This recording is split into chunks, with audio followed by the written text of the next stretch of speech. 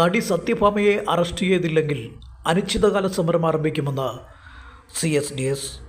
ഇന്ന് രാവിലെ തിരുവനന്തപുരം DGP ഓഫീസിലേക്ക് CSDS പ്രവർത്തകർ നടത്തിയ മാർച്ചിൽ പ്രതിഷേധം ഇരമ്പി.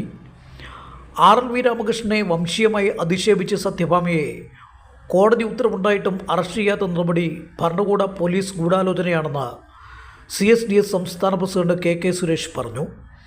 പട്ടികജാതി പട്ടികവർഗ അതിക്രമം തടയൽ നിയമത്തിൻ്റെ പരസ്യമായ ലംഘനമാണ് ഇതെന്നും അദ്ദേഹം ചൂണ്ടിക്കാട്ടി. സത്യഭാമയെ ഉടൻ അറസ്റ്റ് ചെയ്തില്ലെങ്കിൽ അനിശ്ചിതകാല സമരം ആരംഭിക്കുമെന്നും KK സുരേഷ് മുന്നറിയിപ്പ് നൽകി. കേസ് അട്ടിമറിച്ച പോലീസ് ഉദ്യോഗസ്ഥർക്കെതിരെ നിയമ നടപടികൾ കൈക്കൊള്ളുമെന്നും അദ്ദേഹം വ്യക്തമാക്കി. ആ പ്രതിയെ അറസ്റ്റ് ചെയ്യാൻ പോലീസിന് മണിക്കൂറുകൾ മാത്രം മതി. പക്ഷേ സത്യഭാമ എന്ന് പറയുന്ന ഒരു സവർണ്ണ സ്ത്രീയെ, ഒരു രാഷ്ട്രീയ ബന്ധമുള്ള സ്ത്രീയെ, ഇവിടുത്തെ ഗവൺമെൻറ്റുമായി ബന്ധമുള്ള ഒരു സ്ത്രീ എന്നുള്ള നിലയിൽ ആ പ്രതിയെ അറസ്റ്റ് ചെയ്യുവാൻ നമ്മുടെ പോലീസ് അധികാരികൾ തയ്യാറാകുന്നില്ല. നമുക്കറിയാം, ഇതിനിടയിലുണ്ടായൊരു സംഭവം, RLV രാമകൃഷ്ണനെതിരെ വഞ്ചിയൂർ കോടതിയിൽ 2 കേസ് അവർ കൊടുത്തു. അവരുടെ സ്ത്രീത്വത്തെ അപമാനിച്ചു എന്നാണ് അവർ പറയുന്നത്. ഒന്ന് സിവിലായിട്ട്, ഒന്ന് ക്രിമിനലായിട്ട് കൊടുത്തു. 2 കേസിൽ ഇപ്പോൾ വാദി പ്രതിയായി.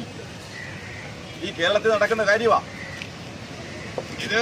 പല ആളുകളും പറയുന്നത് നമ്മുടെ UP-യിലാണ്, ഹരിയാനയിലാണ് വലിയ ജാതി പീഡനം ഉണ്ടെന്നാണ് എല്ലാവരും പറയുന്നതെങ്കിൽ ആ ജാതി പീഡനം കൃത്യമായി നടക്കുന്ന സ്ഥലത്തിൻ്റെ പേര് ഇപ്പോൾ കേരളമെന്നാക്കി മാറ്റിയിരിക്കുക. പിണറായി ഭരിക്കുന്ന കേരളമെന്നാക്കി മാറ്റാൻ ഞങ്ങൾ ആഗ്രഹിക്കുക.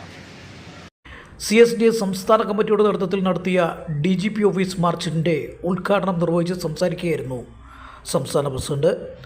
വെള്ളയമ്പലം അയ്യൻകാളി സ്ക്വയറിൽ നിന്നും ആരംഭിച്ച പ്രതിഷേധ മാർച്ചിൽ 100 കണക്കിന് CSDS പ്രവർത്തകർ അണിനിരന്നു. General secretary Sunil K. Thankappan പ്രതിഷേധ പ്രമേയം അവതരിപ്പിച്ചു. വൈസ് പ്രസിഡന്റ് VP തങ്കപ്പൻ അധ്യക്ഷനായി. Treasurer Praveen V. James, Vinu baby, Ranjith Raju, MS Thankappan തുടങ്ങിയവരും സംസാരിച്ചു. News bureau, Thiruvananthapuram.